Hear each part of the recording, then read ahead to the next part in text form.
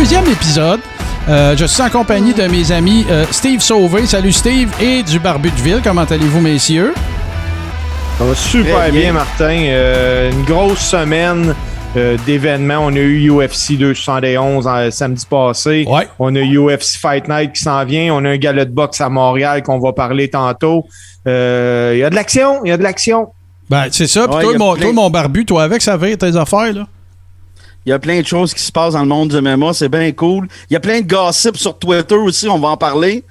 Puis je suis aussi en shape que Tite ça qui vient de knocker. Bon, on se garde un peu de sauce, messieurs, parce qu'on va avoir un gros segment sur UFC 271. Mais avant ça, on va faire une très courte pause qui ne sera que du feu pour les gens qui sont avec nous sur Twitch, parce que, messieurs, nous avons eu une augmentation de 100%. Et il y en a 2 maintenant. Fait que si vous voulez être le 3e, ben, vous pouvez pas venir parce que là, on est dans le passé. mais soyez là la semaine prochaine, mardi 21h. On fait une très courte pause, puis on vous revient avec les actualités et le gossip MMA. Steve, tu l'as dit d'entrée de jeu, il s'est passé pas mal d'affaires. Il y a pas mal d'affaires qui s'en viennent. Sais-tu qu'est-ce que ça me tente de faire? Parce que je le sais que vous allez jumper là-dedans tantôt dans le deuxième segment. Là. Mais parle-moi du gala de boxe qui s'en vient. Parce qu'on va avoir beaucoup d'MMA là, aujourd'hui. Mais qu'est-ce que tu peux nous en dire? Et c'est quand? C'est qui? Et tout ça? C'est un gala de boxe qui est présenté par la promotion Camille et Stéphane de High of the Tiger Management. Yes. Ça a lieu le samedi 19 février prochain qui s'en vient. C'est présenté au Casino de Montréal. Mm-hmm. La finale du gala, c'est la bête russe Arsalbek Makhmoudov qui avec 13-0. Le Makhmoudov, là, je pense que j'apprends rien à personne. Il est impressionnant. Ah oui, il est impressionnant, c'est une bête. C'est pour ces 2 titres, justement, là, NABA et NABF. Il affronte Marius Walsh. Marius Walsh, tu sais, c'est-tu vraiment le gars qui va mettre Makhmoudov en danger? Je pense pas. C'est un gars qui vient plus au casino pour faire des rounds de Makhmoudov. S'il parvient à en faire, parce que Makhmoudov, c'est rare qu'il trouve des adversaires qui fait 2 rounds et plus, là. Puis c'est un des problèmes là que j'ai envie d'aborder avec vous autres à soir, les boys. Est-ce que Makhmoudov, qui a une fiche de 13-0, a encore besoin d'affronter des Mexicains ou des boxeurs de 2e ou 3e ordre pour se faire un nom? Moi, je pense qu'à un moment donné, si tu veux le tester pour savoir s'il est bon, comme on prétend qu'il est bon, il va falloir que tu le mettes en danger. Là, le barbu, attends un peu, Steve. Là, le barbu, là, je le vois, il est en train de ruer dans son coin. Là, je pense qu'il veut dire quelque chose. Là. Qu'est-ce que tu veux nous dire là-dessus, barbu? Je t'adore, Martin. Steve, Makhmoudov, 13-0, ça veut rien dire. Pour moi, ça veut absolument rien dire. Puis oui, les Mexicains, nonobstant, on les aime bien, les Mexicains, là. C'est des combattants durs, c'est des vrais combattants, mais on est tannés, là. Mais ça, c'est en ligne avec ce qu'on fait avec nos combattants ici au Québec. Eye of the Tiger, Yvon Michel, depuis Régis Lévesque, c'est ça qu'on fait. On protège nos combattants. Puis Makhmoudov, ben, il est dans cette lignée-là. Oui, je suis pas en désaccord avec toi, sauf que si on dit que le 13-0 veut rien dire, si on veut que le 14-0 ou que le 15-0 veut le dire de quoi, c'est qu'à un moment donné, il faut que tu le mettes en danger, ton gars. C'est ça. Faut pas se fier. C'est drôle, hein? Moi, là, je viens du monde de la boxe. J'ai trippé boxe bien longtemps. Moi, aujourd'hui, je me considère bien plus un gars de MMA. Là, je suis plus la scène locale comme avant, là. Mais nous, en MMA, là, le fameux 0, là, puis c'est ça que je suis content de dire, puis ça veut rien dire, là. Tu perds, ben tu te relèves, puis on dirait qu'en boxe, là, c'est comme le Saint Graal. Faut pas que tu aies de défaite. Mais je parle pour les promoteurs, là. Ouais, mais les gars, moi, si vous me permettez, savez-vous, c'est qui un des commentaires? Bon, il est arrivé des affaires dans la vie de ce gars-là qui font que tu pourras avoir une opinion X ou Y là, de cette personne-là. Mais moi, j'aime bien Teddy Atlas. Puis j'aime surtout la manière qu'il a de s'exprimer. OK? Il n'y a pas de bullshit, il n'y a pas de niaisage. Non. Straight to the point. Ouais, c'est ça. Puis tu sais, où est-ce que je vous rejoins toutes les deux? Je suis comme assis sur la clôture parce que Je comprends la dynamique de devoir monter la fiche d'un boxeur, d'y donner des rondes, tu sais, tout ça. Ça, Steve puis Barbu, vous allez être d'accord avec moi. Je suis certain que ça fait partie de la run, tu sais, ça fait partie de la patente. Mais tu sais, Atlas, il dit toujours la même affaire, tu sais. C'est quand tu vas être mis à l'épreuve qu'on va connaître ta réelle fibre, tu sais. Puis là, ben Makhmoudov, il n'a pas été mis à l'épreuve, là, tu sais. Puis il est encore dans le processus de... Ça fait partie de la game. C'est pareil aux States, les boys. C'est pas juste ici. Mais là, c'est parce qu'à un moment donné, là, il y a un équilibre qu'il faut qu'il se découvre entre le hype puis la livraison, là, tu sais. Fait que là, à un moment donné, ben, tu sais, si t'envoies de la chair à canon, puis de la chair à canon, puis de la chair à canon, ben, ce qui vaut vraiment... Je dis pas qu'on est rendu là encore, mais ça achève, là. Ça achève vraiment. Oui. Là. OK, il y a un vrai test. Là, en Mariusz Walsh, Makhmoudov, il affronte un gars que dans ses 10 derniers combats, il a 5 victoires, 5 défaites, mais il s'est fait knocker 3 fois. Ben non. Oublie ça. La seule affaire intéressante de ce match-là, c'est que ça fait la première fois que Makhmoudov va affronter un gars de 6 pieds 7.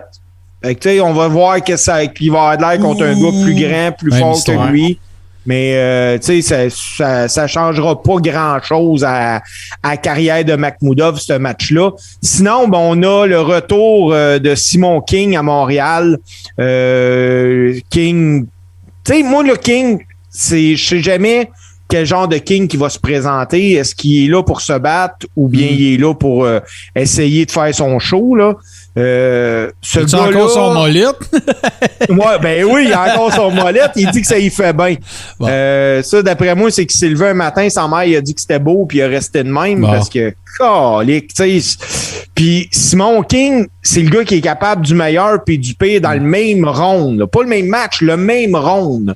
Tu sais, il va placer 3-4 jabs, il sait qu'il a gagné le round, il va se sauver le reste du temps si l'adversaire est moindrement coriace. Fait que non, on a 2 combats de poids lourds sur la carte qui est correct sans plus selon moi. Un petit gars de mon coin qui va être là, par exemple, Avery Martin Duval. Lui, c'était un espoir pour l'équipe olympique. Sauf que Avery, j'avais jasé avec. Lui, anciennement entraîné par Francis Lafrenière. Il voulait passer pro absolument, puis ça a été dommage. Il a passé pro à 18 ans et une journée. Il a mis une croix ses Olympiques parce que quand tu as fait un combat professionnel, c'est fini. Barbu va sûrement être content parce qu'il y a une fille des arts martiaux mix qui va être sur la carte, Léla Baudouin. Barbu, tu connais ça? Absolument. Qui va affronter Monica Alcala, une Mexicaine excessivement connue dans sa famille. Puis, écoute, c'est la carte qui essaye de nous vendre présentement. Est-ce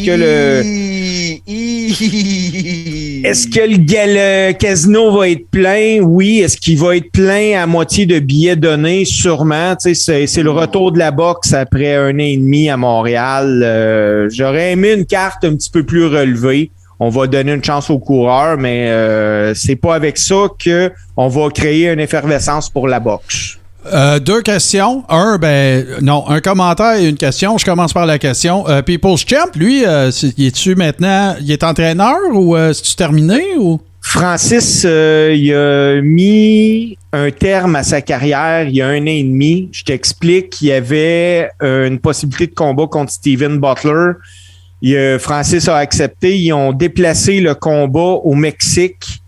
Puis Francis a dit non, c'est pas vrai, que mon dernier combat, je vais le faire au Mexique. Ouais, je comprends. Il a préféré se retirer. J'ai jasé avec dans le temps des fêtes, il est super heureux, il a de nouvel job, il est représentant dans une compagnie Les Coteaux. Il est à 5 minutes de chez eux, il est tout le temps chez eux. Fini les camps d'entraînement. Puis juste en cas qu'il m'écoute, je vais pouvoir le dire parce que j'ai demandé comment tu vas physiquement puis tout. Il m'a dit je suis gros comme un voleur. Il paye quasiment 200 livres. Ah ouais. Oh, wow. Ce serait le fun de le recevoir, ça pourrait être un bon invité à avoir. On l'avait on avait jasé avec là, dans une ancienne vie. Mais Barbu, tu voulais ajouter quelque chose? Ouais, je voulais dire que Francis, c'est probablement un des derniers que j'ai aimé dans boxe avant d'arrêter de le regarder complètement ou presque. Tu sais. Ah non, c'est quelqu'un de super sympathique, puis vraiment blood, super gentil, généreux de son temps. C'est un vrai. Un vrai, c'est ça, exactement. Très, très bien dit. Moi, je l'ai souvent comparé à un Éric Lucas. Le même genre. C'était pas les talents les plus bruts, mais c'était du monde qui, à force de travailler, ont développé un talent. Puis, il savait qu'il fallait pas qu'il fasse les coins ronds. Puis, écoute, c'est pour ça qu'il y avait un following aussi. C'est pour ça que le monde les aimait, là, tu sais. Ben oui. Puis ça les a propulsés aussi, là, tu sais. Ben oui. Puis, moi, à un moment donné, je me rappelle une déclaration de Stéphane Larouche quand il parlait d'Éric Lucas. Puis, il dit, si Éric Lucas, là, j'ai dit une journée, Éric, demain, faut que tu me cours 10 km le matin, là. Et je suis même pas obligé de vérifier s'il l'a fait. Non, il l'a fait. C'est ça. C'est des vrais. C'est des vrais. Des vrais de vrais. Très cool. Puis le commentaire, en fait, que je voulais faire, ben, tu sais, c'est sûr que là, tu sais, le gars-là va être au casino, ça va être dans Formule Cabaret, puis tout ça. Tu sais, écoute, en même temps, là, tu sais, j'imagine que eux autres, que ce soit Eye of the Tiger, que ce soit Yvon Michel, que ce soit qui ça voudra, tu sais, ils attendent le moment de tu sais, OK, on peut ouvrir les portes, puis on peut booker des affaires. Moi, là, je trouve pas ça, honnêtement, là, je trouve pas ça si pire, Steve. Tu sais, tu vas être des poids lourds, tu sais, écoute, le monde, il aime ça, voir ça soigner. Tu sais, Makhmoudov, ben, tu sais, au pire, tu vas y aller, tu vas voir un show. Simon Keane, ben là, ça va dépendre de lequel se présente, là, mais parce que de ce que j'avais vu, moi, j'ai vu le meilleur et le pire, là. Mais, tu sais, écoute, le monde va sortir, ils vont se mettre beau, vont mettre du sang bon, aller faire un tour en ville, vont domper quelques pièces en bas. Tu sais, c'est correct, là. Tu sais, faut que ça recommence, là. Martin, à la défense. À la défense de Eye of the Tiger Management, ce qu'il faut donner aussi comme explication. Moi, supposons que demain matin, je suis un boxeur avec la fiche de Walsh. Là. J'ai 37 victoires, 7 défaites, j'avance dans l'âge, mais je continue. J'irai pas contre Makhmoudov pour 2-3 piastres. Moi, je chargeais à total. Mais attends un petit peu, là. Je veux te reprendre sur quelque chose que t'as dit. T'as dit que sa fiche était genre 37-7 puis tout ça. Ses 10 derniers combats, c'est quoi? 5-5. OK, c'est ça que tu disais tout à l'heure. OK. Oui. C'est 5-5 puis il est à la terre 3 fois. C'est ça? Oui. Mais, tu sais, j'irai pas là pour, mettons, 10 000 $. Je vais charger à total. Puis, c'est un show casino. Donc, je sais que l'argent, le total, ne sera pas nécessairement au rendez-vous. Surtout que le gars-là, tu peux l'écouter chez vous sur TVA Sport. Donc, c'est correct. Faut repartir la roue, tu sais. Faut. Oui, c'est ça. Il fallait pas s'attendre à un centre belle, là. Non, puis il fallait pas s'attendre non plus que Makhmoudov affronte un top 15 mondial parce que le top 15 va te demander 400 000 pour affronter Makhmoudov. Tu pourras pas le faire au casino. Tu vendras pas assez de tickets puis tu vendras pas assez de pay-per-view, anyway. Mais tu sais, c'est que vous autres, moi j'ai une question là, pour vous autres. Là, avant qu'on jump, là, on a encore un peu de temps. Là. Tu sais, là, il y a une filière, là, la filière Beterbiev, Makhmoudov, tu sais, tout ça.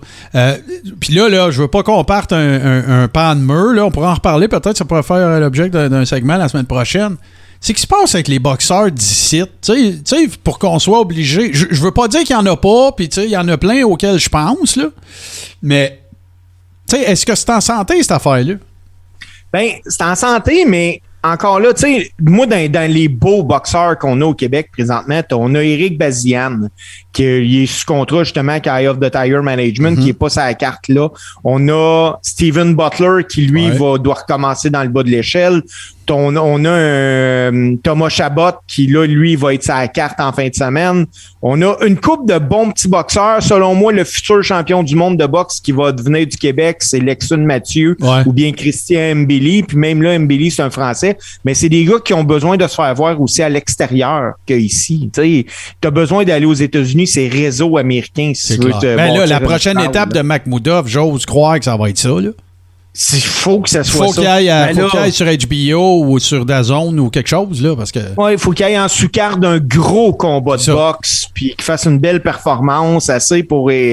Un gros knockout, là, avec un bon journeyman, là, tu sais, qui a une bonne mâchoire, là. On est rendu là. Le choix, là, il est rendu là, là. Ouais. Il est là, parce que sinon, écoute, c'est incroyable qu'un gars gros de même, avec une fiche comme ça, qui aurait un talent comme ils nous le vendent, que ce gars-là reste au Québec, là. Voyons donc, on va te faire voir. Vous rappelez un gars qu'on a monté sa fiche, là.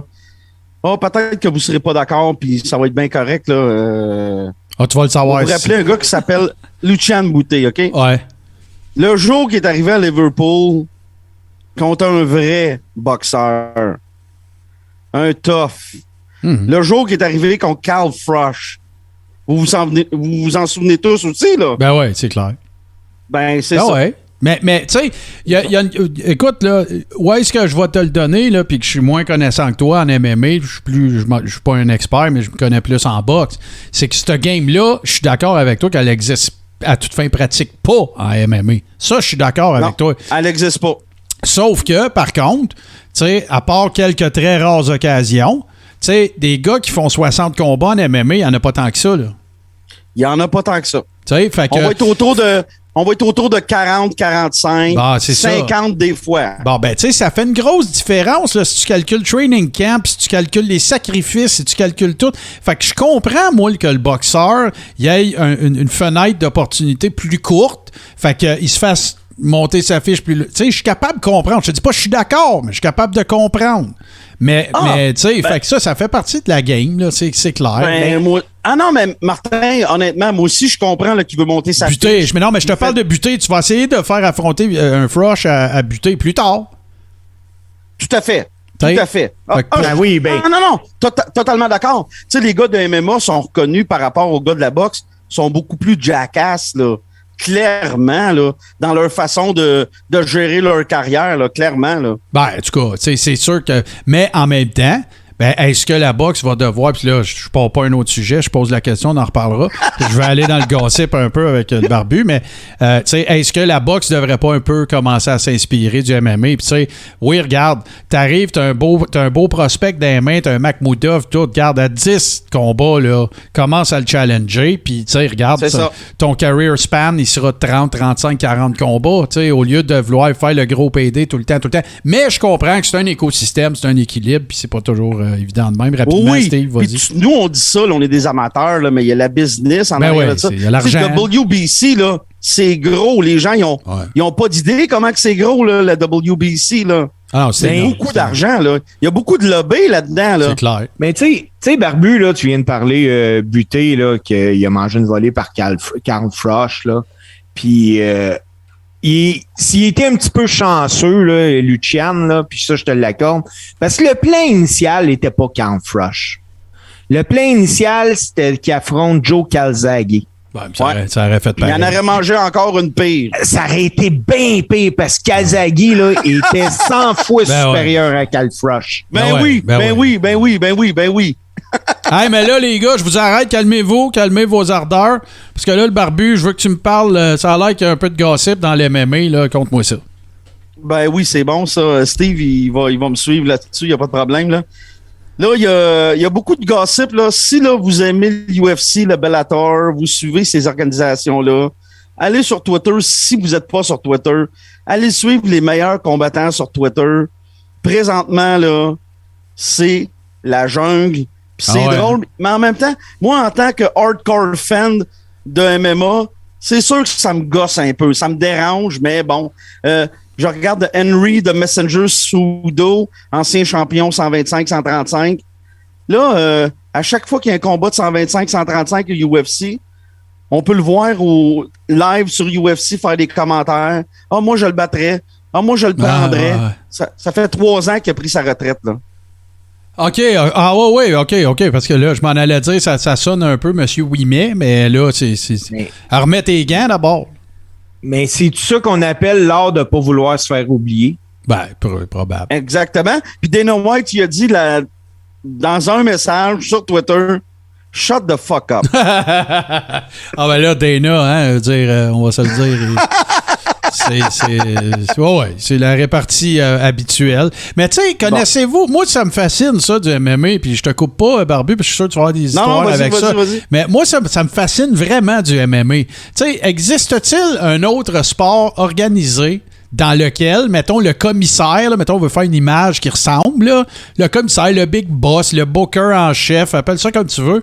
Tu sais, les combattants de ta fédération peuvent t'envoyer promener. Puis ça fait des Twitter wars, puis c'est tout all is good, puis another day at the office, puis on s'en va avec ça, puis il n'y a pas de problème. Puis tu sais, des sanctions. Ouais. Ah ouais, Dana, c'est ça que j'aime. Tu te fais aller à la gueule, parfait, moi, te bouquer. Vas-y. Ben oui. Ça, j'adore. C'est le même que ça devrait marcher. Oui, absolument. Voilà. Absolument. Parce que... Oui, vas-y. On s'entend-tu que ça, faire ça, là, Hey, c'est-tu une promo qui te coûte absolument rien, à part un peu de jus de pouce? Pas une scène. Hey, c'est la meilleure mais là, les affaire. gars, attendez, parlant de promo, on a CC Suburban qui est avec nous autres et je suis très heureux de vous informer. Il y a un lien à cliquer. Si vous voulez, tu sais, les gens qui vont nous écouter dans le passé, bien sûr, mais tu sais, on va laisser l'épisode sur la chaîne Twitch podcast. Comme ça, vous pourrez le regarder si ça vous intéresse de voir de quoi qu'on a l'air, tu sais, si vous nous écoutez en podcast. Mais dans les liens du chat, vous allez avoir les liens vers la boutique. Et il y a déjà 13 modèles de T-shirts. C'est quand on vous dit que CC Suburban, c'est une machine. God. C'est ça. Quelle machine. Fait qu'allez faire un tour, le lien est là. Sinon, on va vous mettre ça sur la page Facebook. Si vous ne la likez pas, d'ailleurs, on va vous repluguer ça tantôt. Mais voilà, fait que continue ça. Moi, je continue le éco-crevette du MMA avec le barbu. Yes. Dans le fond, Dana White, ce qu'il dit, là, c'est parlez-en mal, parlez-en en bien, mais parlez-en. That's it. Mais en même temps, moi, en tant que hardcore fan, ça me dérange, mais je comprends que c'est pour amener du monde dans les sièges. Je comprends ça. Je suis pas fou, là. Je vois tout ça passer, là. Je regarde Kazmara Chimaev. Mais je dis ça que ça me dérange, mais en même temps, je les suis toutes pareil, là. Ben oui, mais c'est sûr. Le fear of missing out aussi, tu sais, c'est énorme. Là. Oui, exactement. Kazmara Chimaev, là, qui est un up-and-comer, qui est une recrue dans les 170. Il s'est battu dans les 170 et dans les 185. Là, il lance des défis à tout le monde. Puis là, au dernier combat d'Israël Adesanya, qu'on va parler tantôt contre Robert Whittaker, lui, il a dit sur Twitter qu'il s'était endormi pendant le 3e round. Bon, écoute. Mais ça, encore une fois, tu sais, on a vu des Twitter Wars à balle, tu sais, au hockey, tu sais, des sports majeurs, là, tu sais, comme UFC, mais je pense qu'on peut parler d'un sport majeur maintenant. Ben oui. Tu sais, mais c'est jamais comme dans MMA. C'est jamais, ça passe même pas proche. Martin, moi, dans la vie, là, j'ai trippé beaucoup baseball des années 70-80 parce que c'était folklorique. J'ai trippé lutte, puis je trippe encore lutte parce que c'est folklorique. Ah ouais, c'est ça. Le MMA, c'est juste ça. C'est folklorique. Moi, c'est ça qui me fait triper du sport. C'est des personnages. C'est pour ça que je me décroche du hockey. C'est rendu des petites PME, puis c'est pour ça que je m'en décroche. Ah ouais. C'est des personnages plus grands que nature, c'est souvent ça. Vraiment? C'est des freaks, c'est du monde spécial. C'est des gens que tu croiserais à l'aéroport, tu te dirais, d'après moi, c'est un gars qui fait du MMA, ça. Tu sais, ils ont le nez croche. Non, mais tu comprends-tu? Ils veulent pas, ils ont pas le temps pour la bullshit. Tu sais, il leur arrive des aventures à coucher dehors. C'est ça qui rend ça intéressant. En plus, quand tu écoutes un gala du UFC, là, entre chaque round, là, mettons, après le premier round, là, les gars, ils ont leur minute. Mais au début du deuxième, là, ils te montrent des tweets faits par des combattants ou whatever qui disent, mettons, hey, il vient d'en manger une solide. Hey, de telle ronde va à telle. Puis, ils s'arrangent tout le temps pour t'en montrer un qui dit le contraire des autres, là, pour que même toi, dans ton salon, tu partes en débat, là. Mais ils ont compris, eux autres. Ils utilisent les réseaux sociaux pendant l'événement, après l'événement. Il y a des gars qui partent. Écoute, encore la semaine passée, c'est Jake Paul, je pense, qui a challengé Khabib. Parle-moi pas sur Jake Paul. Non, mais qui commande... Fake Paul. Non, c'est pas mais Jake Fake Paul, Paul, appelle-les comme Paul. tu veux. Appelle-les comme tu veux, tu as le droit, mais qui challenge Khabib. Écoute, ils sont rendus à un autre niveau, je pense, pour faire leur promotion en arts martiaux. Ouais. Et puis, c'est nous autres qui gagnons, on peut suivre ça puis se faire du fun, là. Hey, mais attendez un peu, là. Faut que je vous parle d'un reel que j'ai vu, là. Moi, je suis rendu un addict des reels, là. Tu sais, je me couche à 3 heures parce que j'arrête pas de swiper des reels, là. Parce qu'il y en a d'autres qui sont comme moi, mais en tout cas. Là, j'ai-tu compris que Logan, lui, il est après closer un combat avec Tyson, là? Un genre d'exhibition. Avez-vous vu? Moi, je pensais que c'était... Non, le barbu, là, un peu de respect, là. Écoute, tabarnak, on va se pogner, as-tu vu la vidéo quand... regarde, tu es en train de perdre ton hublot, là, avec ton niaisage. Ben oui, tu me fais réagir, là. mais avez-vous vu la vidéo où est-ce que Tyson... Il monte Tyson. Je sais pas s'ils sont à la même place, mais Tyson, il le regarde dans les yeux et il dit, « Kid, c'est fini, là. J'espère que tu es conscient, tu vas aller rencontrer ton créateur. » Puis tout. Puis je sais pas si c'est un montage, mais tu sais, moi, je m'excuse, là. Mais Tyson, il fait encore peur, là. Oui, sortez-moi son passé criminel puis tout. Oui, là, c'est pas un enfant de cœur, là, je le sais, là. Mais Man, moi, je te jure, là, quand même, je serais un bon fighter. Là. Quand même, j'aurais 40 ans, puis que Mike en a 53, je sais pas trop. Man, j'aurais peur. J'aurais peur pour de vrai. C'est un tueur, ce gars-là. Ça n'a pas de sens. Tu fais bien d'avoir peur. Mais hey, t'as-tu vu des Reels aussi, Martin, là, au dernier combat de Jake Paul, quand il gagne par KO, t'as Snoop Dogg dans la foule qui saute dans les airs et qui dit « Tu viens de me faire 1 million, j'ai un pari sur toi! » Ouais, mais là, il y a eu bien de la polémique autour de ça, là. Tu sais, le chèque du gant, puis tu sais, tout ça, là, je ne sais pas si, en tout cas... Écoute, Jake Paul, by the way, là, il avait inscrit dans le contrat de Tyron Woodley, c'est écrit noir sur blanc, je l'ai vu. On nous l'a montré là, dans le Time Magazine. Okay. C'est écrit noir sur blanc. Tyron Woodley n'avait pas le droit de knocker Jake Paul. Ah, ben écoute. Moi, dans ce temps-là, je débarque. Non, mais regarde, moi, je vais te dire pire que ça. Là, puis j'avais dit que j'en parlerais dans le 2e épisode. On peut peut-être le faire là avant de revenir sur UFC 271. Moi, c'est le combat McGregor contre Floyd Mayweather. Là. Regarde, là, c'est deux mondes qui se rencontrent, là, puis là, j'ai deux gars qui connaissent ça mieux que moi, OK? Moi, là, l'affaire que j'ai toujours remarqué de McGregor, c'est ses mains, OK? Je regarde le MMA comme un fan expérimenté de boxe. Fait que, tu sais, je regarde comment ça déclenche, tout le kit. Moi, je m'excuse, là, mais je te dis pas qu'il aurait gagné, je dis rien, là. Mais ce que j'ai vu de ce combat-là, je l'ai regardé plus qu'une fois. J'ai payé, là, le gros prix pour le voir live, OK? Puis McGregor, il a rien lancé. De ce que je l'ai déjà vu lancer, là. Il lançait pas, il décrochait pas. Il garde, moi. Puis là, en plus, là, c'est sûr que tout le monde sait que j'anime un podcast de lutte, là. Mais en plus, ils sont avec. Tu sais, ils se sont sauvés avec le truck de la Brinks, là. Puis ils se faisaient des high-fives dans le bar après avec plein de pitounes alentour. Moi, j'ai pas vu rien de combat. J'ai vu une couple de fois que McGregor s'est fait pincer. Pincer, là. Je te parle pas, tu sais, fait mal, là. Mais moi, je trouve que McGregor lançait rien. Puis vous me convaincrez pas que, justement, s'il était là pour se battre pour de vrai, qu'à un moment donné, il n'aurait pas déclenché en épais à la fin là, pour essayer. Windmill, il l'a pas fait. On dit Barbu. Bon, ben clairement, c'est un fake fight pour moi. Moi aussi. Puis, c'est pour ça, souvent, que je vais apprécier la lutte aux autres sports. Parce qu'ils nous le disent que c'est fake, hein? Fait que c'est pour ça que j'aime beaucoup l'adage Life is fake, but wrestling is real. Wrestling is real parce qu'ils disent que c'est fake. Mais ce combat-là, c'est complètement fake.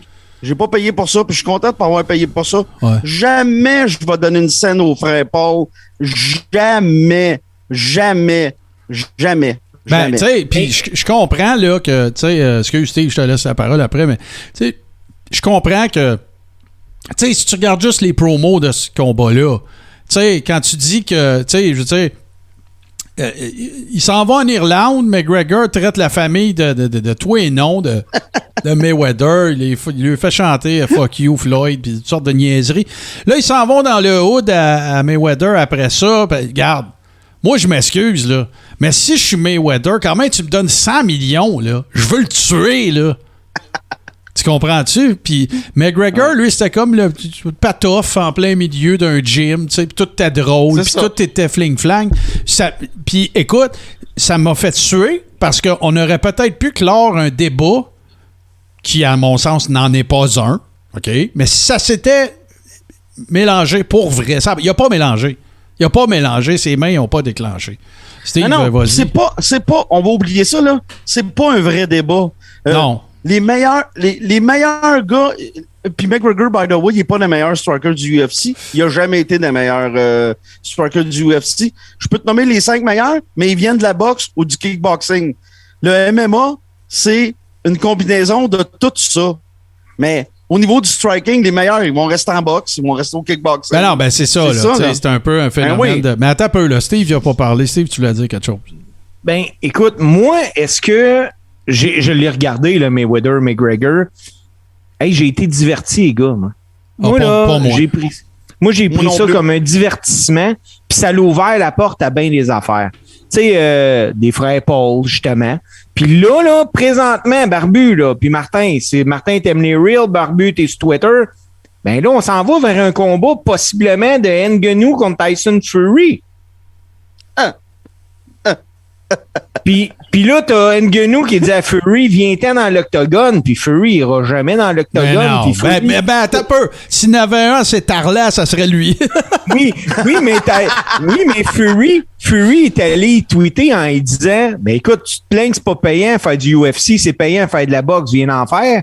Puis Ngannou a un passé en boxe, mais encore là, écoute, si Fury décide que c'est fini au premier round contre Ngannou, que ce soit Ngannou ou whatever, ça va être fini. Ah oui, Ngannou a pas la boxe de Fury. Ben non. Puis même des poids lourds, là, striking pour striking au UFC, là, je choisis pas Ngannou en premier, là, loin de là, là. On va en parler tantôt. Puis tu remarqueras bien, ses coups, souvent, là, c'est par-dessus l'épaule. Puis souvent, ses coups, là, ces gros coups, là, ils se ferment les yeux. Fais ça contre Fury. C'est fini. Va te fermer les yeux contre Fury. Ben, il va dire pire que ça. Son trainer va déjà le savoir, anyway. Il va dire quand il lance même, pince-le en pleine face, c'est fini. C'est ça. C'est son ça. crochet, tu remarqueras bien, son crochet de doigt, là, c'est celui qui est en puissance, Ngannou, là, puis il ferme tout le temps les yeux quand il le donne. Hey, tu fais pas ça contre un boxeur. Tu sais, qu'on dise ce qu'on voudra, là, McGregor contre Mayweather, ça a été sûrement un des pay-per-views les plus vendus au monde de l'histoire. Oui, ça l'a été. Mais regarde, moi, tout ce que je dis, Steve, c'est, je le sais que tu as raison, que si toi, tu as regardé ça comme de l'entertainment, c'est correct. Mais moi, je trouve que, particulièrement dans le cas de la boxe, puis ça enlève rien au UFC, là, c'est juste parce que je suis plus fan de boxe, tu sais. Man, il y a eu des Sugar Ray Robinson là-dedans, puis il y a eu des Joe Louis, puis il y a eu des Mohamed Ali, puis tout. Fais pas un freak show avec ça, là. Tu sais, tu me réussis à me convaincre, puis en me faisant un paquet de promos à pu finir, de friper 80$, je me souviens plus comment, pour 100$. C'était 100$. Pour regarder ça. Ben, Chris, je veux du sang, je veux que ça se frappe, je veux pas regarder, je veux pas, me faisait penser à Rocky, là, quand il s'entraînait avec son petit saut jaune et noir, là, dans le sac, puis il donnait des becs à sa blonde, là. Tu sais, j'exagère un peu, là, je veux rien enlever, mais, moi, ça se résume à ça, puis après ça, les boys ont fait une pause, ils repartaient pas, mais moi, ça se résume à, j'ai pas vu McGregor lancer ce que je le voyais lancer. C'est tout ce que je dis. Puis là, chez moi qu'il y avait des gants, là. OK? C'est pas parce qu'on voyait pas ses doigts, là. Tu sais, je regardais déclencher. Non. Ça n'a rien à voir. Ça nous fera un autre beau sujet d'ostination. Mais là, je sens qu'il va en avoir. On fait une courte pause, les amis, puis on revient avec le UFC 271.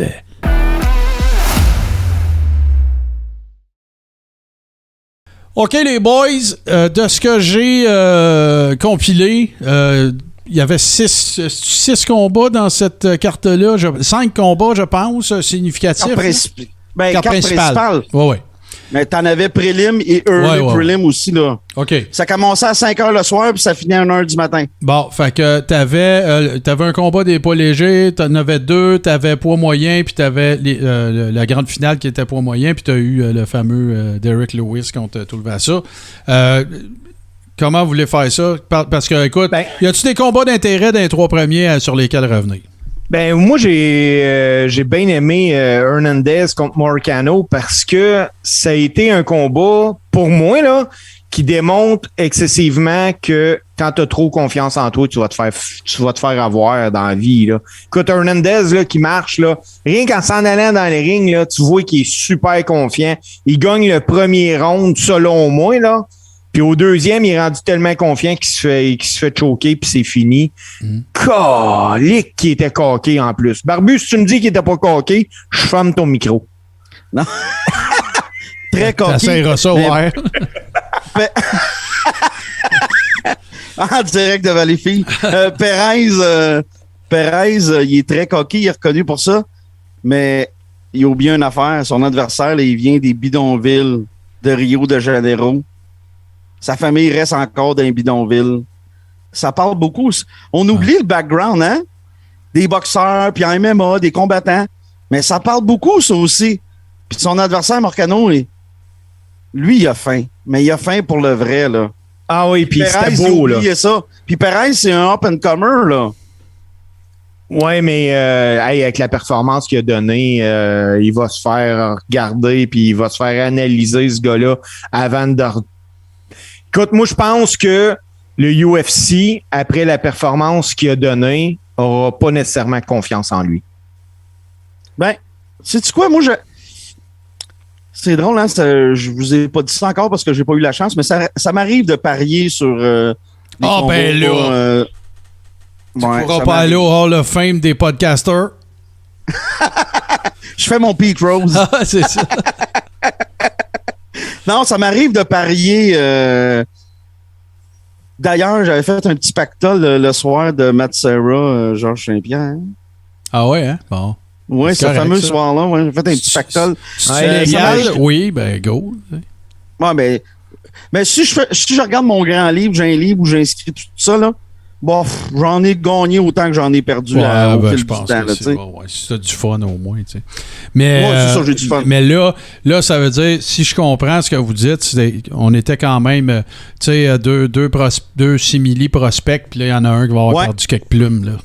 Oui, mais celui qui a perdu, Hernandez, écoute, il est rentré là-dedans, Martin, là, tellement coqué là, que d'après moi, quand il s'est fait choquer, le monde devait être debout pour applaudir. Ouais, c'est sûr que... Ouais, mais en même temps, moi, ça me dérange pas, ça.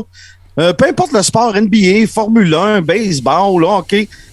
Si t'es coqué, mais tu livres, j'ai pas de trouble avec ça, moi. Il n'a pas livré là. Non, il a pas livré. Mais il est arrivé, il était confiant, il a mis de la moutarde. J'ai pas de trouble avec ça. Moi, ça me dérange pas. Puis, j'étais pas plus content parce qu'il s'est fait choquer. Je connaissais très bien son adversaire. Pas si surpris que ça. Je pense que Perez aurait pu gagner, oui. C'est vrai qu'il y avait la grosse tête, mais je pense qu'il va apprendre là-dedans. Ben, en tout cas, il n'y a pas le choix. Là. Je souhaite d'avoir pris des notes là, parce que... Ouais. Bon, ben je continue, les gars, parce que je veux en venir au brossage de marde. Fait que Cannonier, Brunson, as-tu de quoi à dire là-dessus? Oui, ça a été vraiment un maudit bon combat. Cannonier, là, je veux rien enlever à sa victoire parce qu'il la mérite complètement, là. Mais il a-tu été chanceux à la fin du premier round d'être sauvé par la cloche, lui-là, là? Hey, il est en train de se faire choquer, mais il reste à peu près 5 secondes au premier round, la cloche sonne, puis c'est le même qui s'en est dépris. Parce que s'il reste, je sais pas, au moins 25-30 secondes, c'est fini, ça, là. Tu sais, Bronson, c'est un des partenaires d'entraînement de Marc-André Barriot au MMA Stanford. Puis un des problèmes du groupe de MMA Stanford, pareil comme ATT en Californie, American Top Team, il y a beaucoup de combattants qui sont là-bas. Beaucoup, beaucoup, beaucoup. Puis on voit qu'ils sont tous modelés de la même façon. Puis ça devient un problème. Je regardais Bronson contre Cannonier. Modelé MMA Sanford, quand tu connais ça un peu, tu regardes ça, tu fais c'est modelé MMA Sanford, m'a t'amené à terre, m'a fait du ground and pound. Mais aussitôt que Bronson, là, il y a un petit peu d'activité debout, là. Oh, là, il perd tous ses repères, là. Puis même, je l'ai vu, là, manger une coupe de jab, là, puis regarder dans son coin. Ah ouais. Ouais. Parce qu'il y a un peu d'improvisation, Big, là. Un peu d'improvisation, là. Mais un bon chapeau au ref là-dessus, Martin, dans ce combat-là, qui a arrêté ça assez rapidement pour éviter que Bronson, justement, il subisse une blessure assez majeure parce que on parle de coups de coude à la tête, là, qu'il est plus là, Bronson, là. Le ref a arrêté ça bien comme faux, bien correct. Pas de niaisage. Ouais. Bon, ben, regarde, continuons, pas de niaisage, d'autres non plus. Louis, toi, il va ça. Parlez-moi de ça. Ça a-tu été sur quoi vous entendiez, parce que vous en parliez la semaine passée, là? Ben, écoute, moi, je pensais que Louis remportait ça. Barbu pensait que Tuivasa allait remporter ça. C'est ça, hein, c'était ça la prédiction, Barbu. Puis, tu sais, la semaine passée, là, on disait que les poids lourds, c'était sûrement la catégorie la moins intéressante de l'UFC, mais ce combat-là nous a donné 6 minutes 40 d'une excitation incroyable. Juste à penser au premier round, quand Lewis a décroché les 4 bombes dans le visage à Tuivasa. Puis Tuivasa, habituellement, un être humain normalement constitué aurait fait dodo. Il se lève pas de ça, ouais.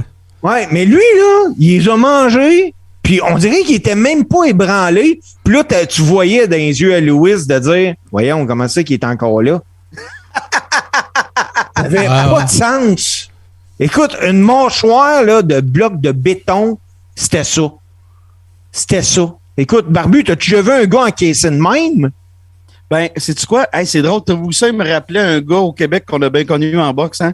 Éric Lucas. Arturo Gatti, sa défensive, c'était à sa face. C'est ça. Je me souviens des combats contre Mickey Ward, tu sais. Ben, t'as vu ça, c'est drette ça. Il n'y en a pas de défensive, t'as vu ça? Il sait pas c'est quoi la défensive. Il a pas compris ça. Il est main basse. Il regarde pas à bonne place. Mais il a un menton d'acier. Il a 26 ans aussi. Il a 26 ans. Il est jeune. Ouais, mais il s'était jamais fait tester le menton comme ça non plus, là. Tu sais, tu me parles de Lucas ou whatever. Moi, à la boxe, il y en a un gars que je me rappelle, c'est un journeyman, par exemple, là. Il s'appelait Brutus. Ce gars-là avait quelque chose comme 55 défaites, mais aucun knockout.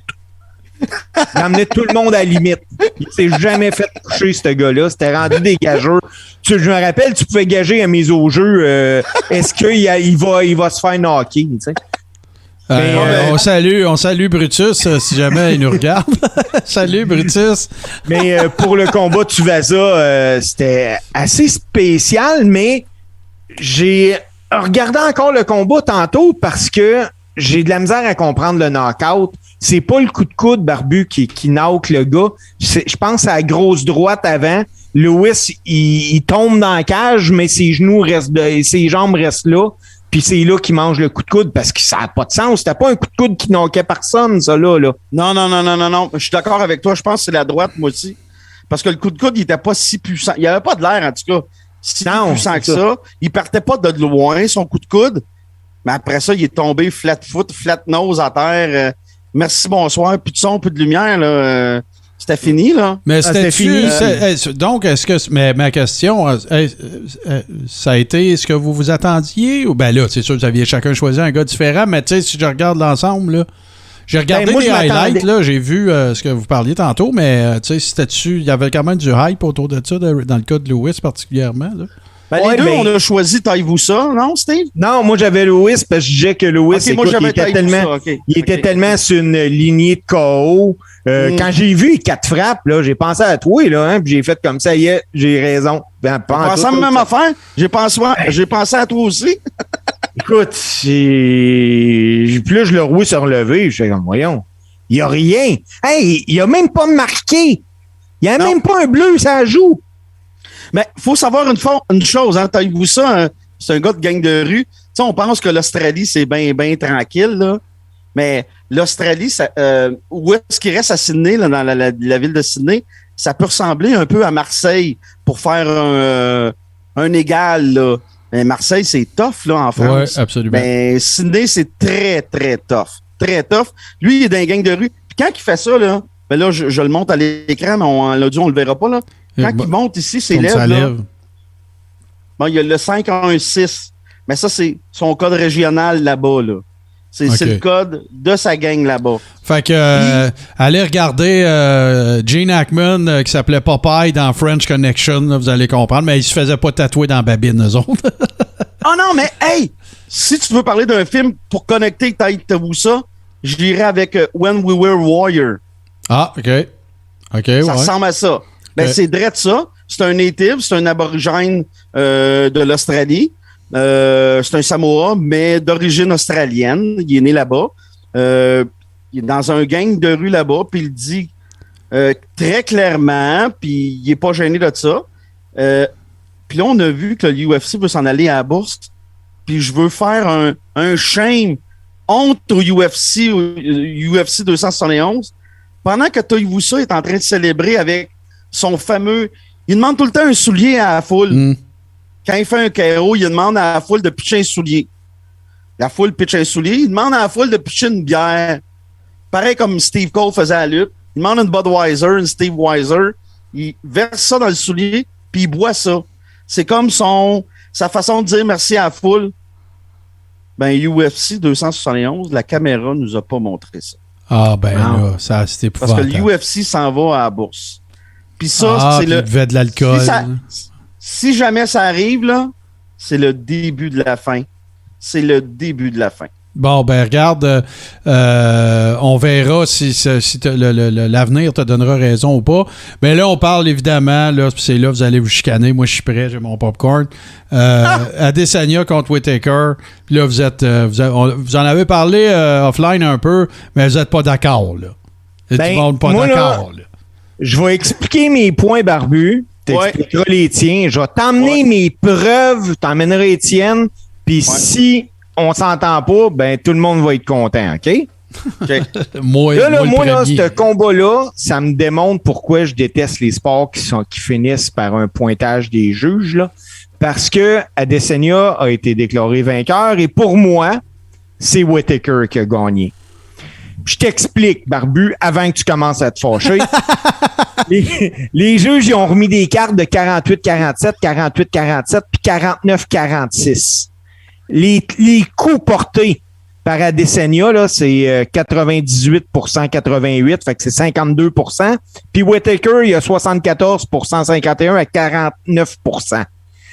On peut pas vraiment juger ça parce que, écoute, veux pas, quand c'est des touches qui sont pratiquement identiques, mais Whittaker, il a emmené Adesanya au sol à 4 reprises, dont 2 fois au round numéro 2 qui a été donné par les juges à Adesanya.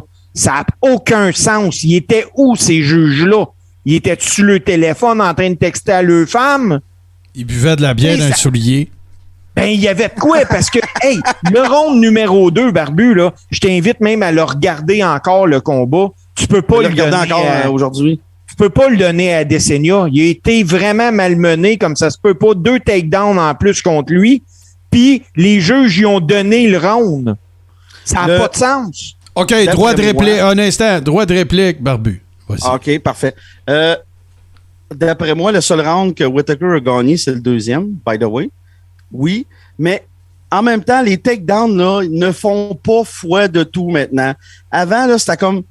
Mais les juges se sont ralliés là-dessus, puis il y a eu des rencontres, il y a eu des meetings avec Dana White, le UFC, l'État du Nevada, puis un peu partout aux États-Unis. On a voulu arrêter de mettre tout sur le takedown parce que ça fait pas foi de tout, le takedown. Mais pour le deuxième round, je suis d'accord, je l'avais donné aussi à Whittaker. By the way, là, je souhaitais que Whittaker gagne ce combat-là parce que je préfère de loin l'attitude de Robert Whittaker à Israel Adesanya, qui est pour moi, qui n'est pas un bon champion, là. Mais bref, je donnais le deuxième à Whittaker comme toi.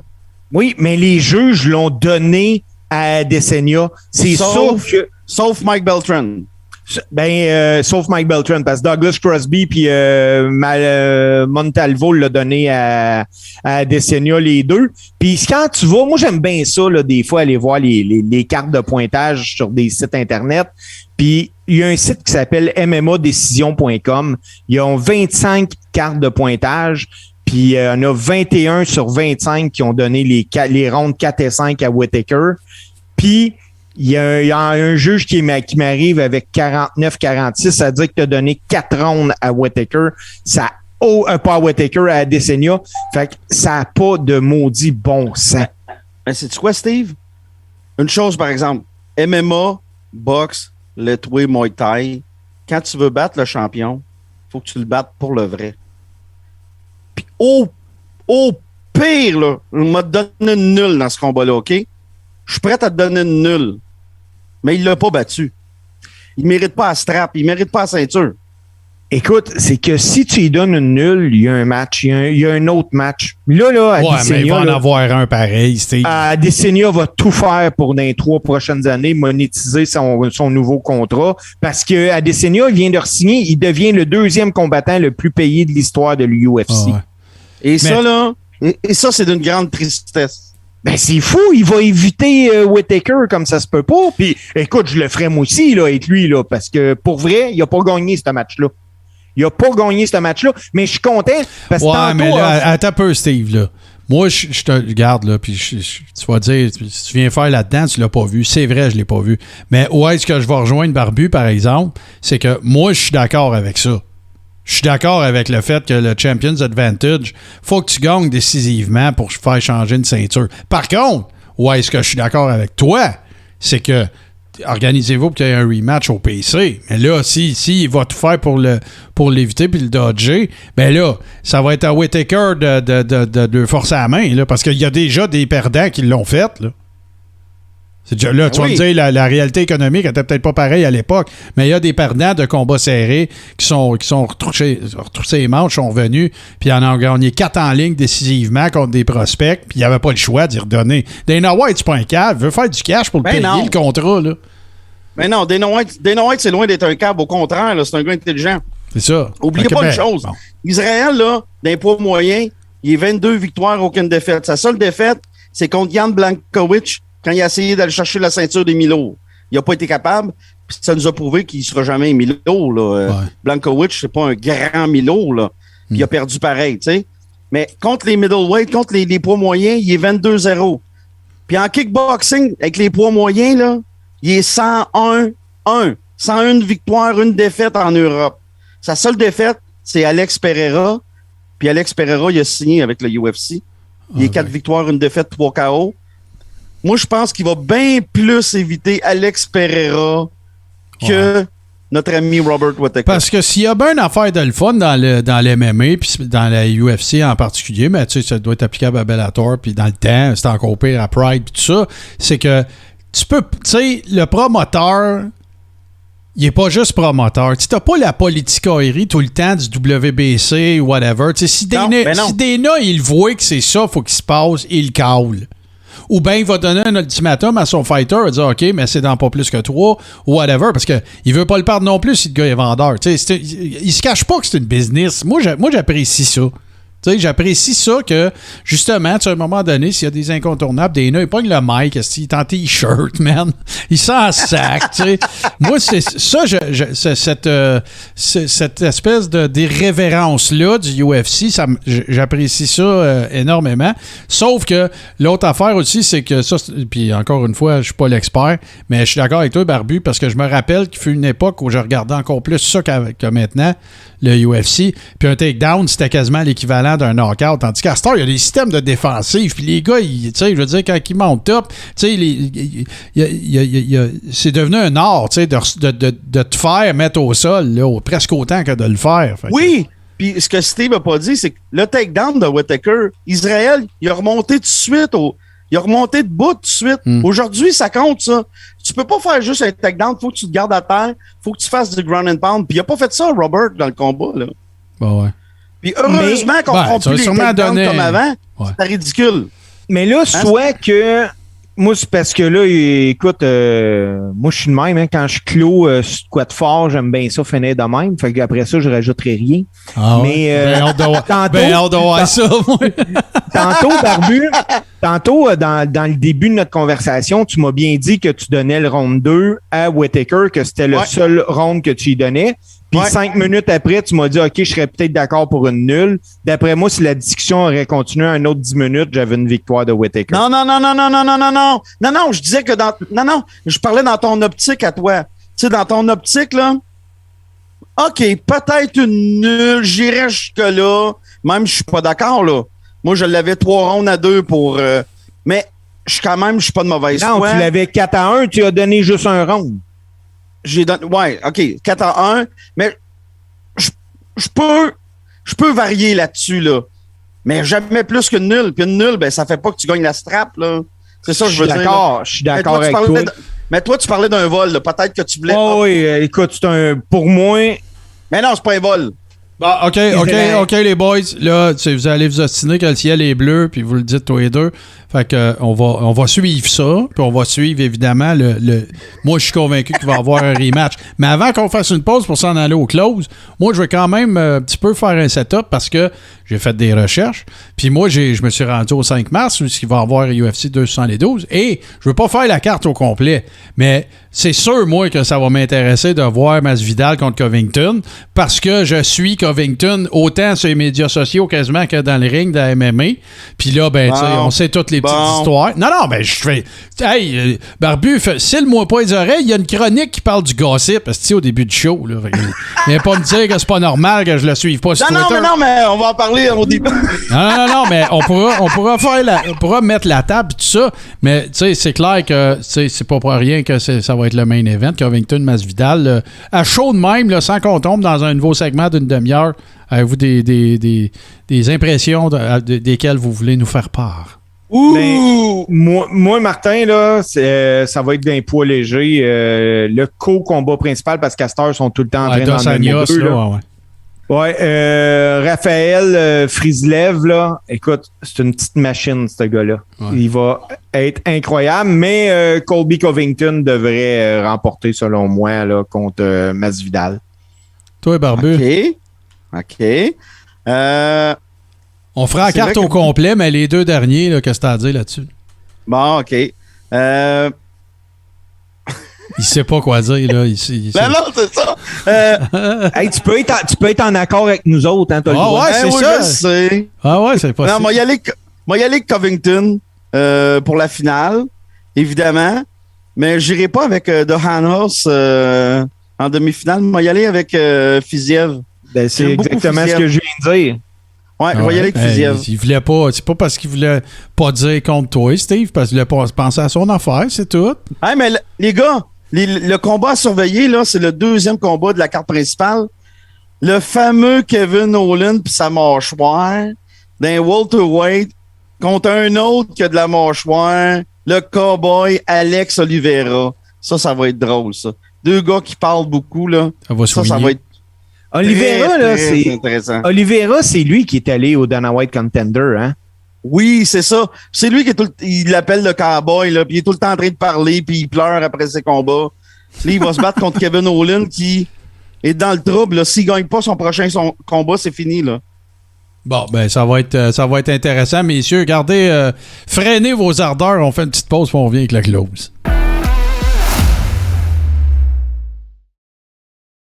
Deuxième épisode de complété, un réel plaisir, messieurs. Je vais faire un peu de poutine avant de vous céder le bonsoir, mais évidemment que, comme on vous le disait, hein, on est en lancement, si on veut, de l'Art du guerrier, fait que beaucoup de choses à développer et tout ça. Si vous êtes en train de nous écouter, ben c'est déjà bon signe. Si vous êtes en train de nous regarder, ça l'est encore plus. On vous rappelle que tous les épisodes sont disponibles sur Apple Podcast, Google Podcast, Spotify et tout bon podcatcher Android. Si ce n'est déjà fait, allez faire un tour sur la page L'Art du guerrier. Facile à trouver. Vous allez reconnaître notre superbe logo qui est l'œuvre de notre ami CC Suburban, ainsi que la boutique. Si ça vous tente d'aller jeter un œil, on va tout vous donner ces informations-là. Puis évidemment, je m'en voudrais de ne pas vous rappeler que là, cette semaine, c'était à cause de circonstances particulières, mais que la semaine prochaine, on va être le mardi à 21h et c'est les mardis à 21h. Donc, vous rendez, si vous nous écoutez présentement, vous rendez sur twitch.tv /podcast PODCASSE. Puis on va être là. Puis la toune, elle coupera pas sec là, la semaine prochaine. On va pas tenter. on va pas tenter quelque chose. Mais messieurs, merci beaucoup. Merci à toi, mon cher Barbu de Ville. D'ailleurs, on peut suivre le Barbu sur... faites une recherche sur Facebook, Barbu de Ville. Puis Steve, ben lui, il fait donne-nous ton numéro de plaque. Le monde va pouvoir te suivre en char ou quelque chose. Non, mais Steve, il va teaser un petit quelque chose pour la semaine prochaine. Fort. On en a parlé un petit peu hors d'onde aujourd'hui, moi puis Barbu. Il y a eu des podcasts, il y en a plusieurs, puis il y en a un qui s'appelle Sous-écoute avec Mike Ward, et cette semaine, c'était Charles Jourdain et Olivier, comment il s'appelle, Barbu? Olivier? Aubin-Mercier, merci, qui était là. Puis Charles Jourdain a fait une déclaration qui était assez impressionnante. Il a dit que, selon lui, que 70% des combattants de l'UFC faisaient usage de drogue. De stéroïdes, là. De stéroïdes. Non, mais wow. Attends, produits dopants. Les mots sont importants. On va le dire en anglais. Performance enhancing drugs. Donc, des drogues qui améliorent la performance. On parle pas de poudre, là. C'est ça. Non. Non, mais c'est important. Les mots sont importants. Donc, je pense que ça va à peine qu'on s'arrête à ça. Ben, moi, si vous vous chicanez, ça va m'intéresser, c'est sûr. On ne chicanera pas là-dessus, je pense qu'on s'est bien entendu, mais on en parlera. On peut chicaner, ça veut pas. Non, des vraies affaires. Non, mais pour vrai, les boys, ça prouve une affaire, soit que le sport est malade ou soit que les gens sont tous hypocrites. Est-ce que, moi, la question que je lance dans l'univers, c'est est-ce qu'on est rendu à simplement le légaliser? Voilà. Oh, là, t'as ouvert une méchante canne de verre, là, parce que, tu vois... Pourquoi pas? Ben non, je comprends le point, mais gardons-nous de la sauce, messieurs, pour la semaine prochaine, parce que ça pourrait être... Moi aussi, je vais me lancer dans l'arène avec vous oui, ça va être bon, ça. Fait que un gros merci, messieurs. Merci à ceux qui se sont joints à nous. On est en démarrage. Si vous aimez ça, n'hésitez pas à venir sur Facebook, L'Art du Guerrier, nous envoyer des commentaires. S'il y a des sujets que vous aimeriez qu'ils soient abordés, vous avez des idées, des chroniques, whatever. On est comme les Russes en 72. Nous sommes venus pour apprendre. Fait que, salut les boys, on se retrouve la semaine prochaine, portez-vous bien, merci d'avoir été là. Mardi à 21h sur Twitch.